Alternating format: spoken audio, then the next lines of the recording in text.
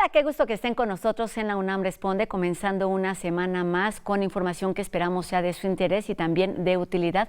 Recordando además que la pandemia continúa, no ha terminado y resulta indispensable seguir utilizando el cubrebocas, llevar a cabo el lavado frecuente de manos y además en la medida de lo posible mantener una buena distancia entre las personas, esto con el objetivo de cuidar nuestra salud física. Y bueno, con respecto a nuestra salud mental, les comentamos que permanecer aislados y en confinamiento por COVID-19 ha sido un proceso complejo para todos, incluidos por supuesto niñas, niños y adolescentes. Muchos de ellos enfrentaron varios tipos de violencia y ahora que vuelven a las aulas es importante cuidar y atender su salud mental. Para los padres, tutores y profesores que así lo requieran, existe una línea de la vida a la cual pueden llamar para solicitar apoyo. Esto es a través del número 800-911-2000. Y bueno, vamos enseguida con la voz del doctor Carlos Rosales, quien nos habla sobre un estudio que realizó la farmacéutica Pfizer con el objetivo de confirmar la efectividad de un antiviral que podría ser utilizado en contra de la enfermedad de COVID-19. Gracias, Rosa. Muy buenas tardes.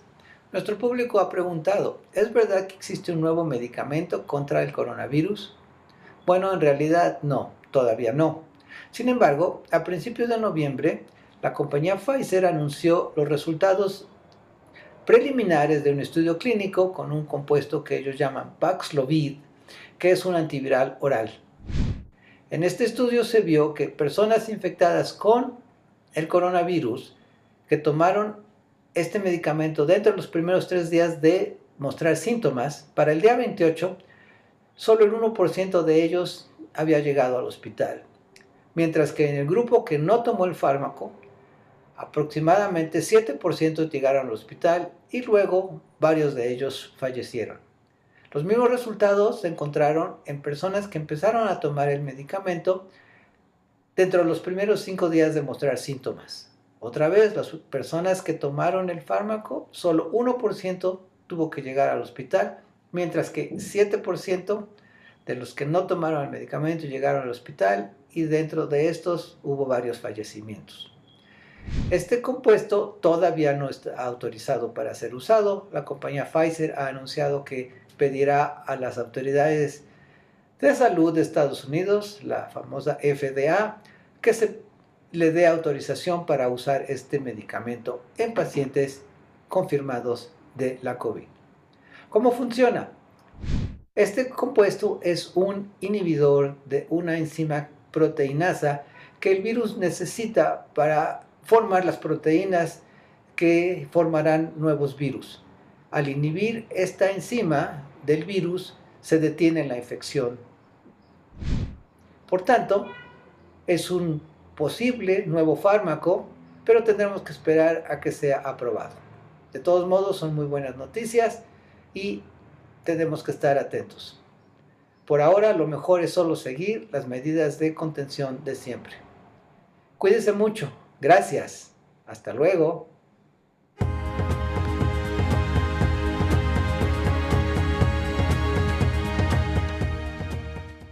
Y para hablar de este libro, Ruta de Cortés, Letras, Voces e Imágenes, editado por el Laboratorio Nacional de Materiales Orales, nos vamos esta tarde a la Escuela Nacional de Estudios Superiores, Unidad Escuela Nacional de Estudios Superiores, Unidad Morelia, para platicar con el doctor en Letras, Santiago Cortés Hernández. ¿Cómo está, doctor? Un gusto saludarlo en este espacio de la UNAM Responde. Hola, Rosa, ¿qué tal? Muy bien, todo bien por acá. Un gusto que esté aquí con nosotros para hablar de este proyecto, pero también del trabajo que realiza este laboratorio desde hace ya algunos años. Y comencemos por ahí. ¿En qué consiste, cuáles son sus objetivos y la dinámica de trabajo de este espacio universitario, doctor?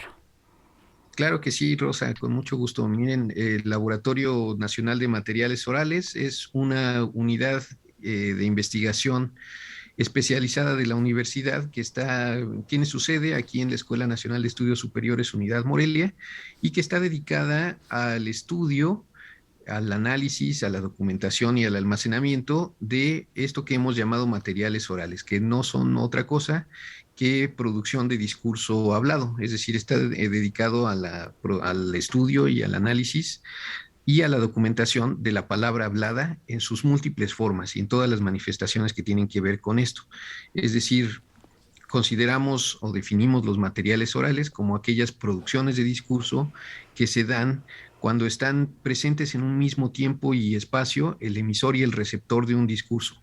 Entiéndase una plática común y corriente, una conversación, pero también algo que se canta, algo que se cuenta, leyendas, cuentos, etcétera, anécdotas y una diversidad muy amplia de formas en las que nos comunicamos de manera cotidiana, ¿no? El laboratorio se fundó desde el año 2015 con un apoyo del Consejo Nacional de Ciencia y Tecnología de México dentro de su programa de laboratorios nacionales y fue el primer laboratorio en el área de humanidades en ser aprobado dentro de este programa.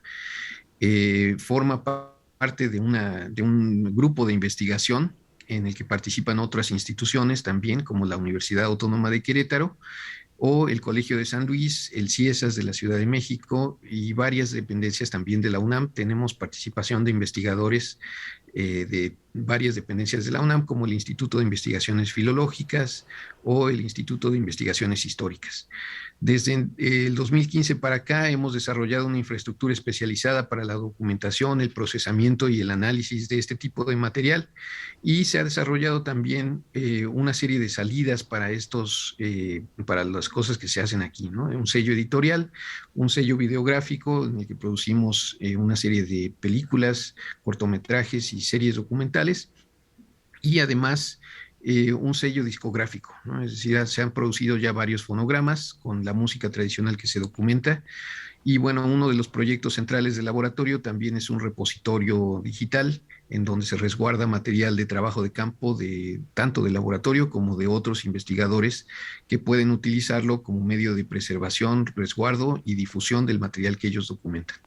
Doctor, pues un espacio relativamente nuevo, se refiere usted a las distintas formas de la palabra, es todo aquello que se dice y la importancia de conocerlo, de reconocerlo, de clasificarlo y también de estudiarlo. ¿Cómo todo esto que, se da dentro de la vida cotidiana la mayoría de las veces se vuelve una herramienta de estudio, de investigación para entenderlo como parte de un patrimonio, de una forma de conocer también la naturaleza humana, doctor? Pues mira, Rosa, hay un investigador norteamericano, se llama John D. Niles, que dice que el hombre es el único animal capaz, o más bien la especie humana está definida por su capacidad para contar historias, ¿no? Es decir, esta habilidad de narrar es la verdadera capacidad distinta de los hombres con el resto de los animales, ¿no? Esa capacidad de evocar acciones en una secuencia temporal mediante la palabra. Eso que nosotros hacemos todo el tiempo de diversas maneras, en realidad es la materia de estudio para muchas disciplinas, ¿no? Es decir, por ejemplo, la etnografía, el folclore, muchas cosas que tienen que ver con la historia oral, una gran parte de la literatura, esas expresiones que son efímeras, que se dan de manera natural muchas veces, son la clave en realidad para comprender muchas de nuestras dinámicas sociales, de nuestras instituciones, de la manera en la que nos construimos una identidad, etcétera, ¿no? Es decir, esa habilidad narrativa del ser humano que se expresa sobre todo mediante la palabra oral de manera cotidiana, ha sido documentada históricamente por muchas disciplinas y ha sido su materia de estudio. Sin embargo, como esta documentación es muy problemática, digamos, genera archivos que tienen una gran cantidad de información, pero que hay que recabar con sus metadatos, organizar, mantener un archivo en donde se puedan resguardar y preservar, etcétera, frecuentemente están muy dispersos. El laboratorio fue creado con la finalidad también de que se pudiera crear un archivo donde concentrar ese material y estudiarlo de manera comparativa. Desde una perspectiva multidisciplinaria, por supuesto, ¿no? Este archivo que hemos construido tiene la intención de que puedan incluirse materiales desde todas las disciplinas y después de un etiquetado básico con metadatos que se puedan también etiquetar e ir analizando con una perspectiva ya disciplinar, ¿no? Con la intención de que los materiales que se documenten, por ejemplo, desde la etnografía, sean también útiles para la historia oral o para la literatura y viceversa, ¿no? Para tener una idea completa de lo que realizan en este laboratorio, doctor, me gustaría que nos compartiera justamente cómo está clasificado, cómo está conformado este acervo, que es una muestra del trabajo que se ha realizado durante estos años, que son 5 o 6 años, pero que en realidad, o supongo, debe tener un acervo de materiales, de formatos con mucha más antigüedad. Exactamente, el repositorio ahora resguarda materiales ya también históricos, ¿no? No son solamente cosas que se hayan documentado desde 5 años para acá, que es el periodo de existencia del laboratorio, sino que tiene la capacidad para hacer almacenamiento de registros históricos. El repositorio está organizado con un núcleo de información que toma como unidad de documentación el acto comunicativo, ¿no? Es decir, cualquier momento en el que se haya producido discurso oral se toma como la unidad de documentación del repositorio y a partir de eso se empiezan a incluir los datos del registro, es decir, tiene una primera unidad, un primer nivel de clasificación que básicamente lo que pide es que se registre cuándo se grabó el material que se está incluyendo, quién lo grabó, dónde se grabó y quién es el productor del discurso. Si nosotros tenemos esos 4 datos que conforman una especie de coordenada de la producción del discurso, podemos ya incluir un registro dentro del Repositorio Nacional de Materiales Orales, que es el nombre oficial de este archivo. Después se pueden empezar a agregar niveles de análisis. Por ejemplo, si es una documentación musical, tenemos una forma de clasificar todas las fuentes sonoras que se incluyen ahí porque hay una base de datos de instrumentos. Si es una documentación que se hizo en alguna de nuestras lenguas originarias, se puede también clasificar específicamente la variante porque hay una base de datos que la relaciona con las variantes de todas las lenguas indígenas en México y así se puede ir complejizando el registro y la anotación de estos materiales. Pues esto en pocas palabras es un poco o habla de la riqueza cultural, lingüística de nuestro país y no sé si también de otras latitudes, doctor. Y bueno, esta es solamente una de las áreas que conforma el laboratorio. Otra, por supuesto, es este sello editorial del que nos platicaba y que está directamente relacionado con la publicación que estamos abordando esta tarde, que es Ruta de Cortés, Letras, Voces e Imágenes. Platíquenos cuál es la historia, el fragmento de la historia que quiere contar esta publicación recién salidita del horno. Sí, Rosa, pues mira, este libro la verdad es que le tenemos mucho aprecio aquí en el laboratorio porque es un producto que ha tomado muchos años elaborar. En realidad es producto de una investigación de muy largo aliento que se planteó desde el año 2016. Este libro surge de la idea de recorrer haciendo documentación de diversos tipos, la ruta que hizo Hernán Cortés junto con sus huestes por primera vez desde la costa de Veracruz, de lo que ahora es la costa de Veracruz, hasta el altiplano, hasta llegar a lo que ahora es la Ciudad de México, entonces, en aquel entonces el imperio de Moctezuma, ¿no? El centro del imperio de Moctezuma. Recorriendo pues todo el territorio que nosotros ahora tenemos delimitado geográficamente como Veracruz, Puebla, Tlaxcala, Puebla otra vez, el paso entre los volcanes y después el Valle de México, ¿no? El proyecto Ruta de Cortés, que es el nombre general de lo que hemos hecho aquí en el laboratorio desde varios ámbitos, tenía la intención de revisar las fuentes históricas que hay alrededor de este tema, ¿no? Es decir, las crónicas del siglo XVI que narran los eventos del traslado de los primeros exploradores europeos desde la costa hasta el altiplano y de trazar nuevamente esta ruta, a pesar de que es un evento tan trascendente en nuestra historia. Se ha discutido mucho sobre algunos de los puntos que conforman esa ruta y algunos de hecho todavía no los tenemos claros, ¿no? Debido sobre todo a la toponimia que se utiliza en las fuentes del siglo XVI y por supuesto a los cambios que ha habido en la conformación territorial actualmente, ¿no? Entonces, la primera parte del proyecto consistía en hacer un estudio de carácter filológico, histórico, arqueológico sobre esos lugares, y después siempre estuvo en el horizonte del proyecto hacer la ruta, es decir, hacer el recorrido, Físico. el posible recorrido geográfico que hicieron los conquistadores, ¿no? Por supuesto acompañados, casi guiados y ahora suponemos que incluso motivados por una serie de pueblos mesoamericanos que habitaban en aquellas zonas, desde Veracruz hasta la Ciudad de México. La intención era ir comparando ese estudio filológico, histórico que hicimos de las fuentes del siglo XVI contra lo que hay ahora en estos sitios, analizando sobre todo dos cosas. Uno, los paisajes y los sitios arqueológicos que hay en cada uno de los lugares que se determinaron para hacer la ruta, y por otro lado, explorando un poco el panorama de las narrativas orales que hay actualmente en cada uno de estos sitios. Es decir, ¿qué hay ahora, 500 años después de que sucedió este primer trayecto, ¿no? En los lugares por donde pasaron los conquistadores? ¿Queda una memoria de eso o simplemente hay alguna particularidad de la narrativa en estos sitios, ¿no?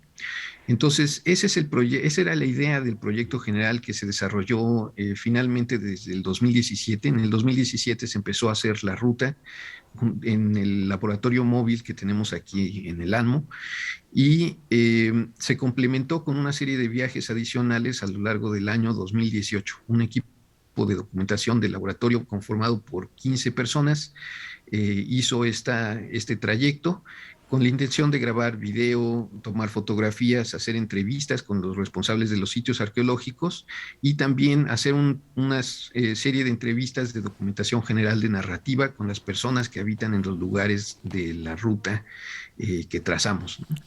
De ese proyecto resultó un fondo muy bonito de documentación, cerca de 100 entrevistas, unas 200 horas de grabación en video, 3.600 fotografías y, bueno, muchísimas anécdotas además que contar. Principalmente.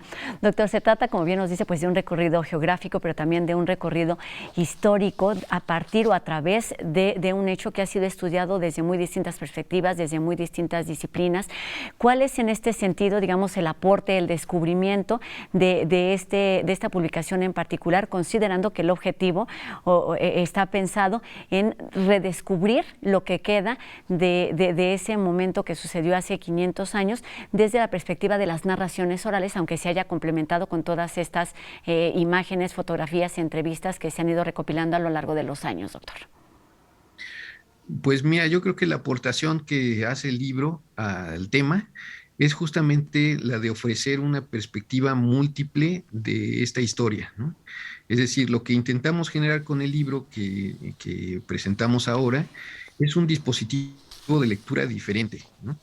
El libro combina, por un lado, una selección de fragmentos de las crónicas del siglo XVI con una selección de las entrevistas a las personas de los lugares de la ruta. Es decir, están compaginados o combinados dentro de las páginas del libro estos dos tipos de fuentes. Pero además lo que hemos intentado hacer es armar todo esto sobre un fondo fotográfico que dé una idea de cómo son los lugares ahora, ¿no? Tanto de algunos detalles de estos sitios como de paisajes. Hay mucha fotografía aérea también porque estuvimos haciendo muchos recorridos con el dron de laboratorio para tomar paisaje. Y entonces esto me parece que da una perspectiva muy distinta de lo que podría ser un estudio científico escrito, digamos, ¿no? Un artículo, un libro de análisis sobre las fuentes. Es realmente una lectura que hemos querido plantear desde una perspectiva multimodal, en donde el lector pueda tener acceso un poco a la experiencia que nosotros tuvimos al hacer la ruta, ¿no? Es decir, una idea de cómo resuenan las fuentes cronísticas del siglo XVI en las palabras de ahora y cómo eso se proyecta o se relaciona con el paisaje y las fotografías, imágenes de los sitios, ¿no? De ahí el subtítulo del libro, que es justamente letras, voces e imágenes. Eso, creo, es lo que hemos querido hacer. y pues creo que no fue del todo mal, ¿no? Creo que el libro realmente aporta una perspectiva diferente. Está organizado en 27 secciones, que son los 27 puntos que nosotros trazamos para realizar esta ruta. Que se vuelva también, además de, por supuesto, una lectura de disfrute, pues una oportunidad y una invitación para hacer este mismo recorrido con una perspectiva distinta y personal. Doctor, para que todo esto sea posible, pues pienso en lo que ya nos mencionaba, de este trabajo multidisciplinario, de la variedad de conocimientos, disciplinas que están ahí presentes para elaborar un mapa completo del proyecto que se plantearon originalmente, y pienso también en las herramientas, en los instrumentos de los que echan mano para complementar esta tarea, es decir, además de los conocimientos, de todas esas herramientas que van sumando y que requieren. Platíquenos, en este caso, desde su especialidad, sobre la historia del libro, sobre las herramientas digitales, cómo aportan en este sentido para descubrir o para conocer de otra manera un fragmento, como ya bien decíamos, descrito de muchas maneras de nuestra historia. Exactamente, Rosa. Mira, el proyecto es un proyecto de mucha gente, ¿no? En realidad es un proyecto muy colectivo, igual que el libro. Si ustedes echan un ojo a los autores del libro, verán que hay un filólogo especializado en crónicas del siglo XVI, que es el doctor Antonio Río, dos documentadores, que somos Berenice Granados y yo, un arqueólogo, que es Juan José Guerrero, un cineasta, que es Andrés Arroyo, y un fotógrafo, que es Leonardo Sotelo. En el Laboratorio Nacional de Materiales Orales casi siempre trabajamos con equipos de estas naturalezas, es decir, de diferentes disciplinas, porque los proyectos que se plantean acá requieren de esa multidisciplinariedad, digamos, ¿no? Y bueno, los proyectos también requieren de una cierta capacidad técnica. En el laboratorio hemos desarrollado una infraestructura específica para la documentación de este tipo de materiales. Se han adquirido una serie de cámaras cinematográficas para poder hacer estos recorridos. También el audio se graba en un formato especial con varias técnicas para grabar con alta fidelidad en campo. Y pues además el laboratorio desde hace varios años dispone de una unidad móvil que es un pequeño camioncito 4x4 con una cabina de grabación y procesamiento de materiales montada en la parte trasera, ¿no? Entonces, todos esos materiales se graban en alta definición en campo y después, al regresar aquí al laboratorio, se procesan en nuestras unidades especializadas para esto. Aquí atrás, por ejemplo, estamos justo en la unidad de procesamiento de audio. Por otra parte del laboratorio está nuestra unidad de producción de video. Entonces, sí que se ha requerido un cierto expertise técnico para realizar todo esto, y creo que la naturaleza de nuestros equipos de trabajo lo refleja, igual que la lista de autores del libro. Doctor, nos queda muy poquito tiempo para terminar y solo me gustaría que nos ayudara o nos diera su opinión acerca de la importancia que tiene la recuperación, la catalogación, el estudio de todos estos materiales, pensando, por supuesto, en lo que pueden decirnos de la historia, pero pensando en el sentido de qué podemos ofrecer a partir de hoy para las generaciones futuras. Claro que sí, Rosa. Mira, la documentación de materiales orales es importante por muchos motivos, pero creo que el principal es porque nos ayuda a entender nuestras realidades, ¿no? Es decir, en esas cosas que nosotros contamos y utilizamos para comunicarnos, están codificadas todas las claves que nosotros requerimos para entender cómo funcionamos como entes sociales, cuáles son nuestros conflictos principales y, por supuesto, cómo podemos colaborar para resolverlos, ¿no? Cómo podemos entenderlos y empezar a resolverlos. Creo que si ponemos más atención a las historias con las que nos comunicamos cotidianamente, podremos tener un mejor entendimiento de la realidad y, por supuesto, proponer mejores soluciones para los conflictos que nos toque vivir. Pues exactamente, que todos estos materiales orales sean reconocidos como tal, y para ello se requiere pues un trabajo complejo de investigación, de documentación, de comparación, que todo esto se hace en este Laboratorio Nacional de Materiales Orales de la ENES Unidad Morelia. Así pues, la invitación a visitar este acervo, no sé qué tanto esté disponible, pero por lo pronto, si todos estos, el catálogo editorial del laboratorio que está disponible en las librerías, y en particular este libro, Ruta de Cortés, Letras letras, voces e imágenes para hacer, pues como ya lo decíamos, un viaje geográfico y también un viaje histórico. Así que muchísimas gracias por estar con nosotros, doctor en letras Santiago Cortés Hernández, coordinador de este laboratorio y también compilador del libro. Muy buenas tardes. Hasta luego, gracias. Gracias, doctor. Y bueno, vamos enseguida con más información que nos prepara Gaceta UNAM para comenzar la semana. Veamos algunos de los temas que podemos leer durante los siguientes días.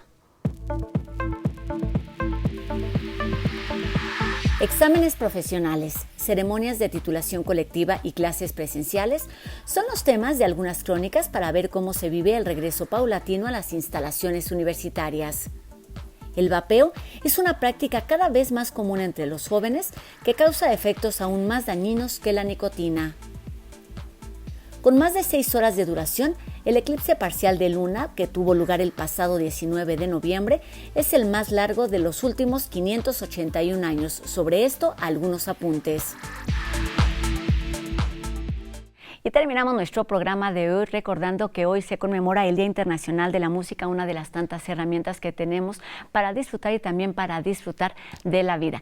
Y los invitamos a que nos escriban a través de nuestras redes sociales. Ustedes ya las conocen, están abiertas en todo momento para hacernos llegar sus dudas, sus comentarios y también si tienen algunas inquietudes, hacerlas llegar para poderlas resolver siempre de la mano de nuestros especialistas universitarios. Con esto terminamos nuestro programa de hoy y los invitamos a que nos acompañen el día de mañana en una emisión más de La UNAM Responde. Adiós.